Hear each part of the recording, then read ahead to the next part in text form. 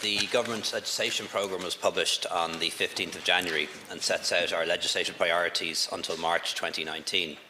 There are 6 bills on the priority list for publication this session.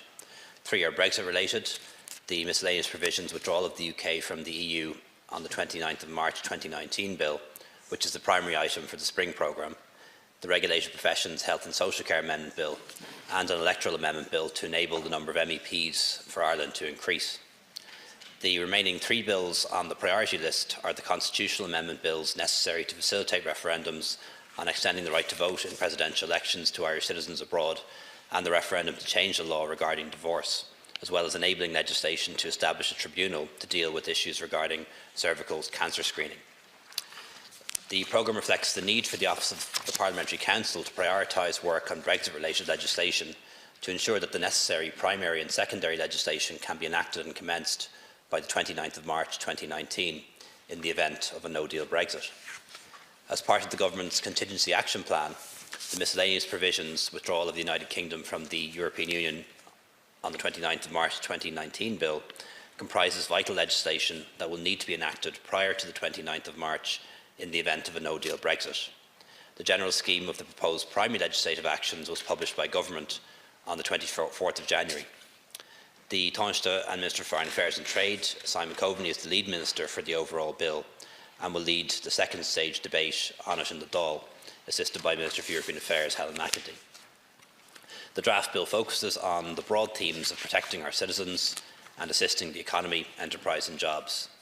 Amendments to the Interpretation Act 2005, which will be required in the event of an orderly Brexit with a transition period, are also included.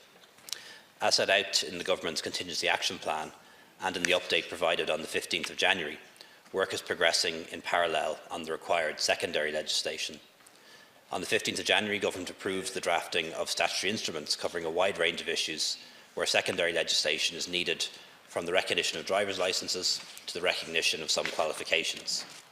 As timelines are very tight, the Government will work very closely with all opposition parties in the Oireachtas and all members of the Dáil and Seanad in ensuring that the necessary no-deal Brexit-related legislation will be in place before the 29th of March. The bill will complement the steps currently underway at EU level to prepare for the UK's withdrawal, notably as regards the implementation of the European Commission's Contingency Action Plan and the associated legislative provisions. The draft Omnibus Bill may need to be adjusted in light of ongoing developments. Aside from the legislative priorities, the spring programme also includes 32 bills that are expected to undergo pre-legislative scrutiny, and work is underway on a further 91 bills. Work is also continuing on other legislation across all government departments, and several bills that are at an advanced stage will be introduced in the coming weeks and will be progressed alongside those currently on the Dáil order paper. This includes the National Surplus Bill, the Health Service Executive Governance Bill and the Residential Tenancies Amendment Bill. It's intended to prepare and publish a further legislative programme towards the end of March. Martin, please. Last Friday, and only after significant pressure from the opposition, the draft of the Brexit legislation, the heads of bill, was finally published by the Government. Even though Ireland is the country which will be worst hit by a no-deal Brexit, we are near the back of the pack when it comes to legislative preparations. In fact, we are by some distance the least prepared of the economies that will be significantly exposed to a no-deal Brexit. For example, the Dutch published their draft legislation early last November, and it was sent to Parliament, where it was discussed and suspended until this week, where the Government negotiated amendments with the opposition. Because the legislation was published 2 months ago, it has been scrutinised and the opposition has been given full access to ministers, officials and background work. Now that we have draft legislation, Taoiseach, what we need now is for the publication of the background material relevant to the various sectors that are covered by the overarching bill. I think there are up to 11 different sectoral impacts. We need to see the analysis that lies behind the proposals and whether the measures proposed address the issues which have been raised over the past 2 years in different fora and studies. Can you give us an assurance, Taoiseach, that you will immediately publish this background work? And also in terms of the drafting of the statutory amendments, there might be a need for a more comprehensive presentation to the House in terms of the detail of all of those statutory instruments. And given that today you have finally published your assumptions, Taoiseach, concerning the fiscal impact of no deal, Can you explain why you refuse to provide us information on the many occasions we've asked for it in the last 2 months? The projections published today, interestingly, Taoiseach, show a significantly lower impact than the central bank study projected only a few days ago. As you know, the central bank is headed by an eminent economist who is favourite to hold Europe's most important economist's post. Can you explain the basis upon which the government has decided that the impact of a no-deal scenario will be less than that projected by the Central Bank of Ireland? Howlin. We'll talk about the omnibus Brexit legislation, the heads of which were published last Friday. Obviously, we need to have a methodology, and I'll ask the Taoiseach just how the detail of that will be discussed with the opposition. Will there be briefings on a spokesperson basis of the component parts of that? Is the bill to be dealt with entirely in a committee of the full House? I would honestly submit that is the best way to do it. The notion of putting it into a particular select committee with people, either ministers or spokespeople alternating, I think would be a very cumbersome and not the correct way to do it. Also, I think the importance of this legislation commands the centrality of this chamber, and I would ask the Taoiseach to agree to that. But the exact nature of the legislation to be enacted will be contingent on decisions that are being made this week and next week in the Commons in Westminster. And can I ask, and I'm reluctant to even put this in these terms, but I've come to that. The British Prime Minister today, Taoiseach, is lobbying her own backbenchers to vote for an amendment that undermines the withdrawal agreement and the backstop that she negotiated and agreed to formally twice, and her government she persuaded to formally endorse. And it's a backstop that was largely shaped by her own red lines and by her insistence, or her view, her submission, that it would have all UK application. Taoiseach, honestly, how can Ireland negotiate with somebody who formally negotiates for a year and a half, agrees, and is now seeking to undermine the very agreement that was arrived at? Is that a basis on which we can continue to engage in good faith? Lou McDonald. And I appreciate that when there's a live negotiation, any commitments made to mitigation or legislative measures have to be weighed against the dynamic and the positioning of the Irish state in that negotiation. Having said that, time is running short now. So I would certainly welcome if we could see the legislation before the 22nd of February. I think it is imperative that we have ongoing briefings, not just at leadership level, but by spokesperson. And I'm convinced by Deputy Howlin's suggestion that this be processed by means of a committee of the House. It seems to me to be the least cumbersome mechanism to do that. We're of one mind on the backstop. We established that we are of one mind on the backstop.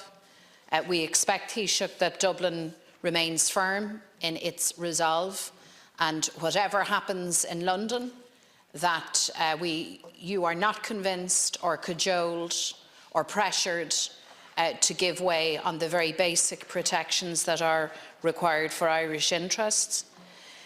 On the issue of contingency planning, where we part company and where there is a very significant gap in your thinking, is on the commitment to prevent at all costs a hard border on the island. And you'll have seen the conference in Belfast.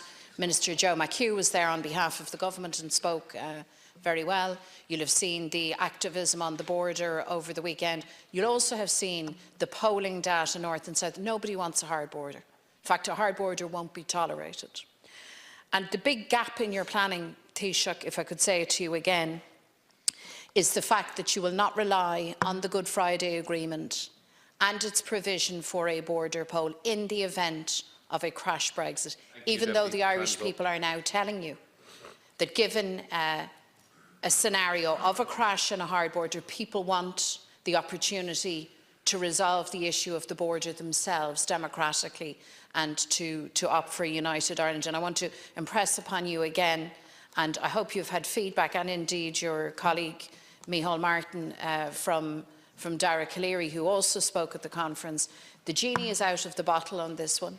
The debate is underway. The responsible thing for the Dublin government to do is now to plan. Time is up, to plan for that eventuality and the ultimate backstop, which is the Good Friday Agreement and a referendum on unity. Deputy Boyd Barrett.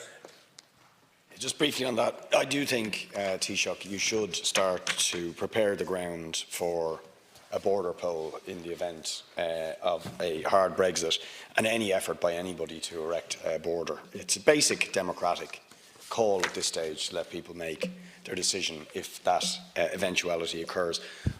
My question is more generally about your legislative priorities, and I really want to urge you to make a priority of legislating to change the income thresholds for social housing, because there is an absolute cull happening of the social housing waiting lists where people much of the time are being forced, because rents in the private sector are extortionate, to do overtime on a regular basis or get marginal increases in their income that don't allow them to actually buy a house on the private market or pay the extortionate rents, but are then taking them over the income threshold for social housing, which has not changed since 2011. I was talking to a council worker the other day who's been on the list for years, right? His income would not even, in his wildest dreams, it wouldn't buy him a house in the Greater Dún Laoghaire area, and rents are absolutely shocking. But because he has been forced to pay his rent, to do Saturday overtime for the last year and a half or 2 years, and also because there's staff shortages he has to do it, he's now been taken off the housing list. And this is happening again and again. A nurse recently came into our office who was on the housing list since 2004, and she's been just taken off the list because her income has gone marginally over the limit. That is just not acceptable. And at the same time, I wouldn't mind if you had an affordable housing scheme, which you promised, so those who go over the limit had some alternative available for them, but despite promise after promise, no affordable housing scheme. So are you going to raise the income threshold for social housing to stop this cull of people from the housing list, or at the very least, could you say that basic pay is the thing that should be taken into account? It's absolutely outrageous that marginal increases in income because of overtime that's enforced on people should take them off the housing list that they've been on for years. Deputy Eamon Ryan. Just return to Brexit. Last week there was a lot of speculation that in the event of no deal we might end up with border controls in Rotterdam or Calais, and then unfortunately Minister Creed in Morning Ireland, in asking him a question what would happen in those circumstances, said that the dead parrot, that is the withdrawal agreement, would suddenly be alive and fly again, and that wasn't believable. And then indeed, Taoiseach, in Davos, you seem to indicate that we might see army back on the border. And that's created a real sense of confusion, and those in Westminster are using it as confusion, they say, in the Irish position, which gives them hope that we may move.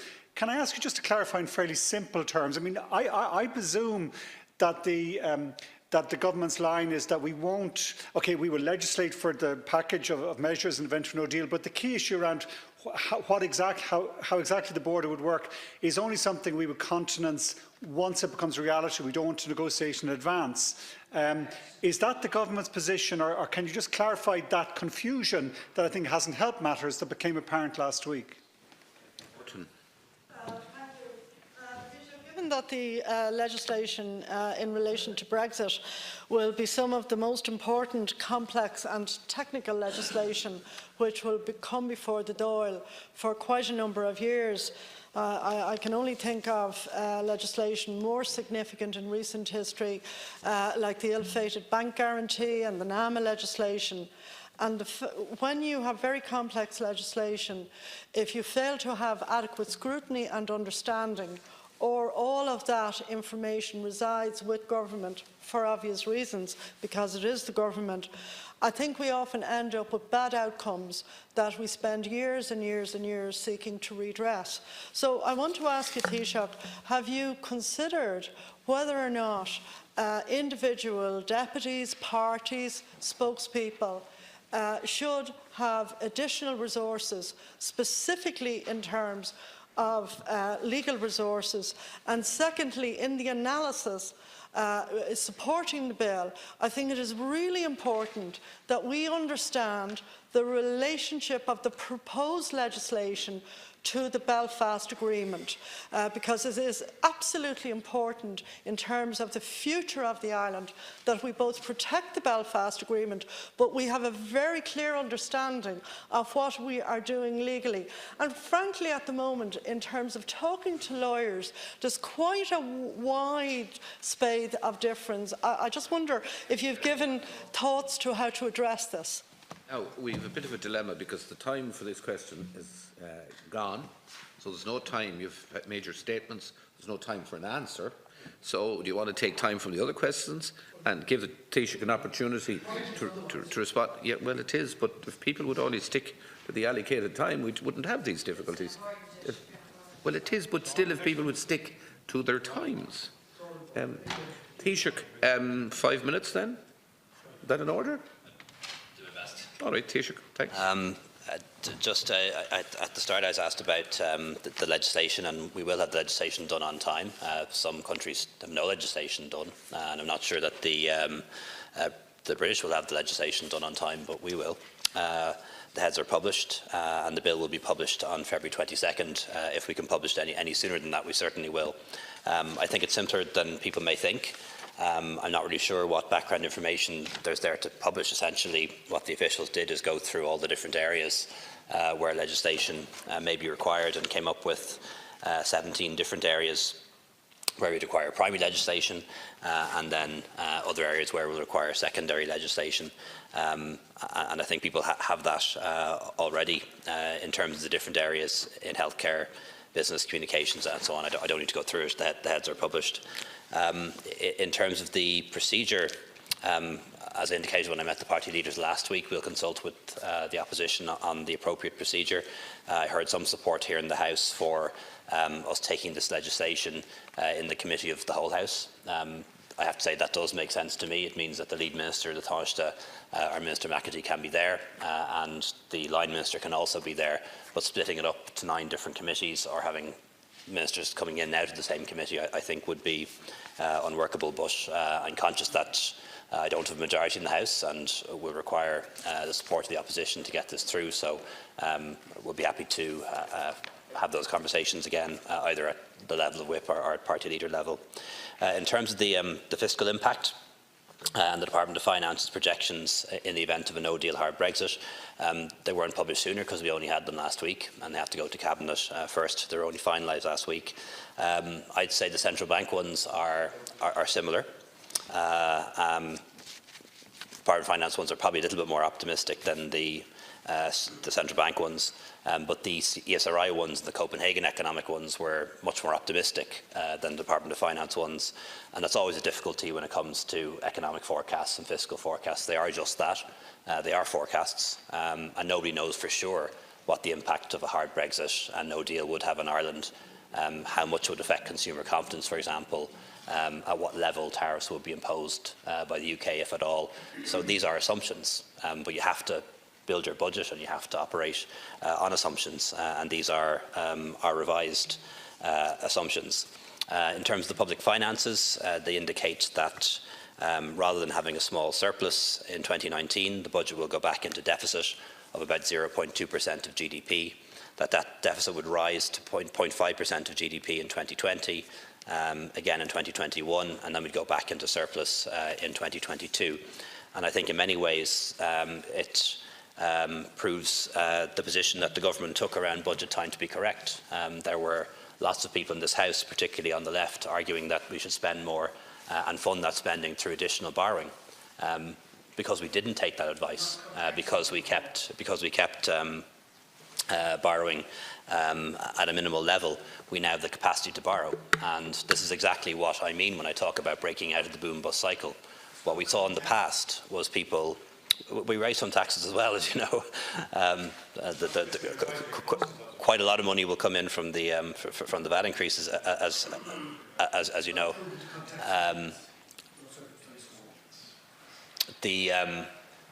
What we saw in the past was during times of economic growth, during times of boom, governments feel that and cut taxes and increase spending at unsustainable levels. And when we ended up in a financial crisis, there was no headroom, no money, and austerity was imposed on people.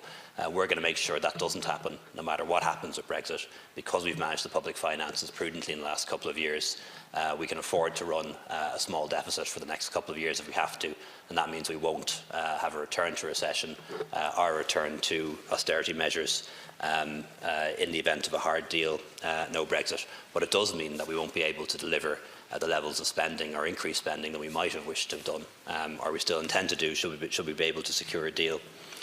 In terms of the Good Friday Agreement and a border poll, we all know what the Good Friday Agreement says. It enshrines the principle of consent that Northern Ireland will remain part of the United Kingdom until such a time as the majority of people in Northern Ireland wish it to be otherwise, or wish unity to happen. And it's the judgment call of the Secretary of State for Northern Ireland as to when those conditions exist. My sense, and this is my judgment, and I know it's shared by many in this House, that mixing the issue of Irish unity with trying to secure a deal on Brexit is unwise.